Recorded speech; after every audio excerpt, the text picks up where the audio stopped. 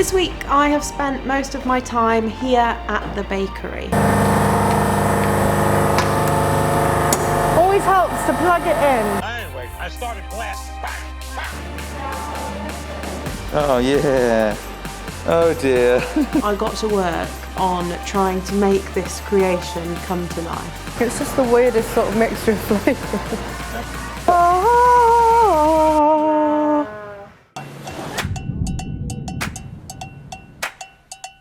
So we're in Llandudno again. It is the start of the week and we thought we'd start off by coming here. The team are doing their monthly deep clean, so we're getting stuck in and helping. And we're also doing a little bit of new training with them because we've got some new team members, which is very exciting. Although you've only got one white bit, you've got like the start of like movement here, which is good. Yeah. I mean, mine's worse than yours, so fair play. That makes sense? Yeah. So this week we started the week by heading to Llandudno. Every month each store has to do a deep clean, so the bits that don't get seen on the day-to-day, it's one for all and all for one here at Ridiculously Rich, so we got stuck in ourselves.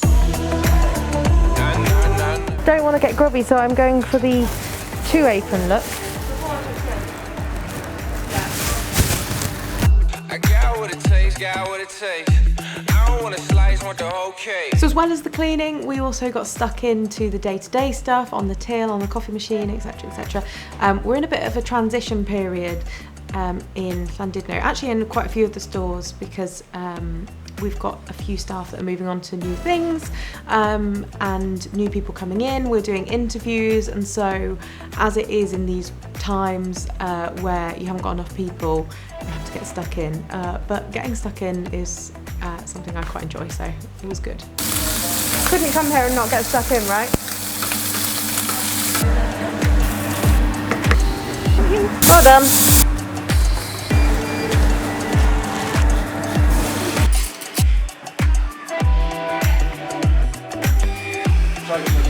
Put them in the window. That's the remainder of that order. Cool.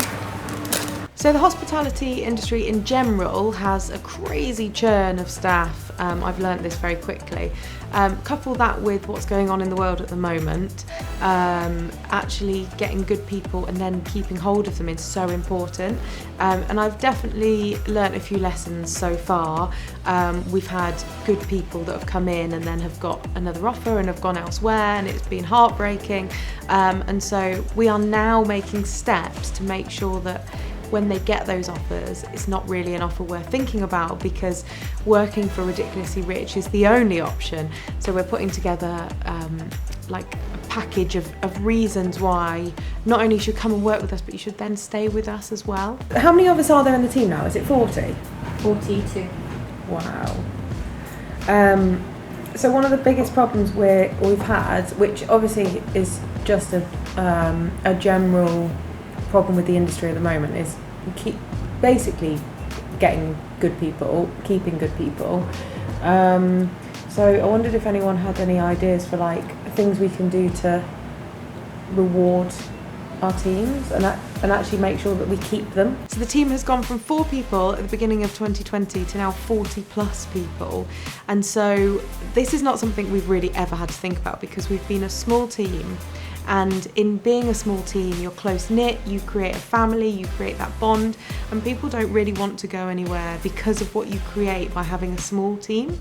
Now we've got a large team, it's something that I'm having to really start thinking about, because we can't be there to create that family, although we can do it as much as possible remotely. We have to have other reasons why they want to stay. One thing I really want to do is throw a big party. Close all the shops, do a summer party, get the bakery team and all the cafe teams to meet each other, because I think like that, obviously we've got this group now, WhatsApp group with all of them on. It would be really nice if they knew who that was actually in the teams. Yeah, I agree. I think we just need to create like a good community where everyone wants to help each other out. So when they're looking in advance and someone's off, like towards the end of the month, they can communicate with other managers and be like, look, can you send someone down, sort of thing. Yeah. And cover them, and they're more than happy to do that rather than walking into a team where they don't know anyone. And yeah. Apart from get everyone to like a video of like introducing themselves, WhatsApp group, starting Stacey. Yeah, no, we'll put that on the list of maybes. Okay. I like that. Well done, Bart. Yeah. So as well as the staff experience within Ridiculously Rich, obviously we are always thinking of ways to improve the customer experience. So we headed to the bakery to look at what we can do. I say headed to the bakery, we're basically here all the time now because we've got this super productive office space that we all work from.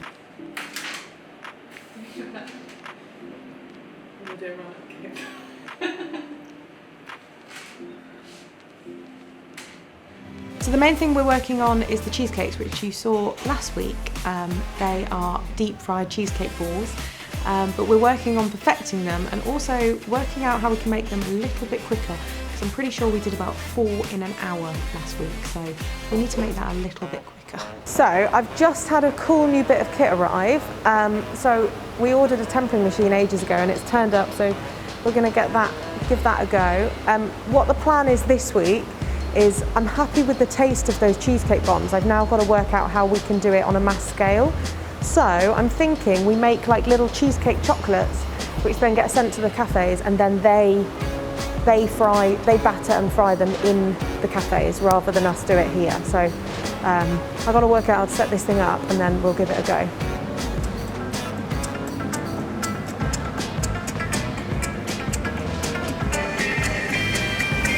Cool. I think I know what I'm doing. Ain't nothing but a thing. Huh? Huh? It's melting. Someone's asked how long does it take from start to finish to temper chocolate? 2 hours. So I think I might have finally got to the right temperature. It's at 33.8 actually, so it's a little bit high still, but we've been here for hours. And I've got a staff meeting to go to tonight. So I've just had to make the decision to just use it and see what happens. I'm going to come back, not tomorrow because we're somewhere else, but sometime later in the week to actually finish these off. So yeah, a long day with not much to show for it.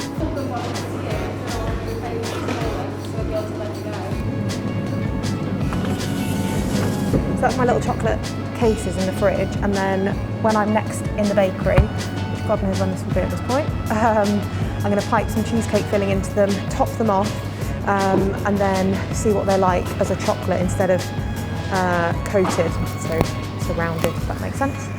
Good luck!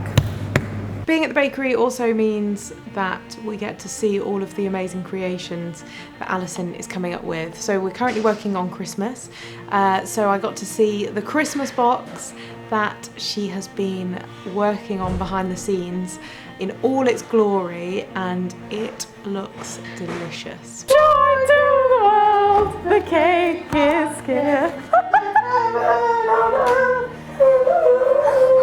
Happy Christmas! This is Christmas in a box.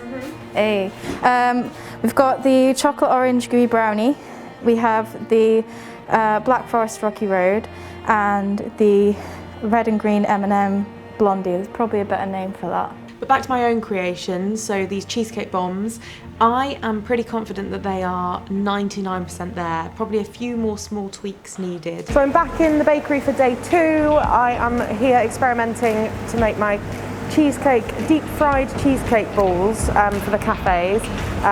So this is attempt number 2. This time what I thought is, you've already seen I've made chocolate cases, and I'm also going to put a baked cheesecake filling in because the filling was a bit runny last time and I want it to stay together.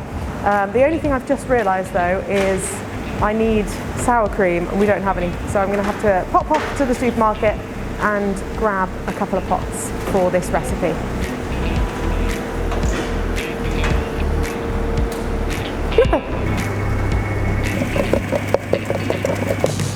I'm just going to crack on with my cheesecake.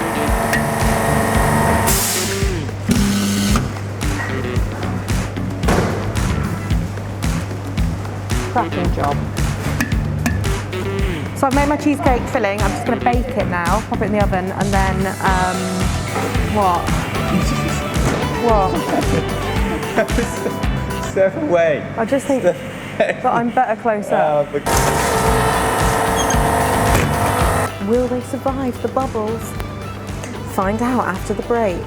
Not tried our favourites box yet? What are you waiting for? Let's have a look what's inside.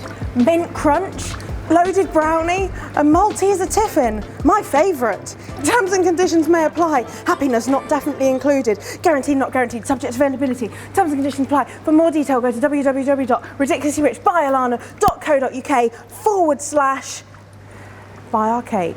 But we know now what the most delicious variant is. We know how we can make them on a larger scale. So we've just got to work out how to get them to stores now to make sure they don't get damaged.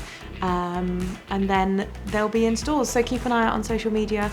That'll be the first place that you will see when they launch in stores. I can't wait for these to be in stores. I just need to basically keep myself away though, because I'm going to eat all of them. Speaking of stores-ish, it's not really a store, but it is an extension of what we have been doing in Aberystwyth. I mentioned months ago that we were ordering this amazing van. There's been quite a lot of delays and complications with actually getting it, but we finally have it arriving this week. That doesn't mean the complications are over though. Actually getting it up and running has caused quite a few headaches over the last couple of days. But he can't deliver it, no? Okay. Okay, well that's good. At least we've got a sort of short-term solution. Well done. We've got a solution for the generator. Nice. So it's a hire rather than a buy, and but it's in Llandudno, so Bart's gonna have to go get it on Sunday. He's a bit sad. But I think we should have it sorted to be opening next week. So Monday is actually a bank holiday Monday, so what better day to be opening it. So those in Aberystwyth, keep an eye out. All being well, Monday the van will be open. So that's it, that's our week. As always, if you've enjoyed this episode, don't forget to like and subscribe and ring that bell for notifications.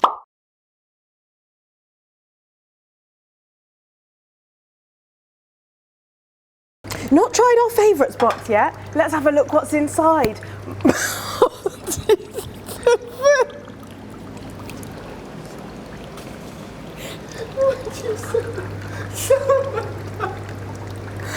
Let's have a look at what's inside.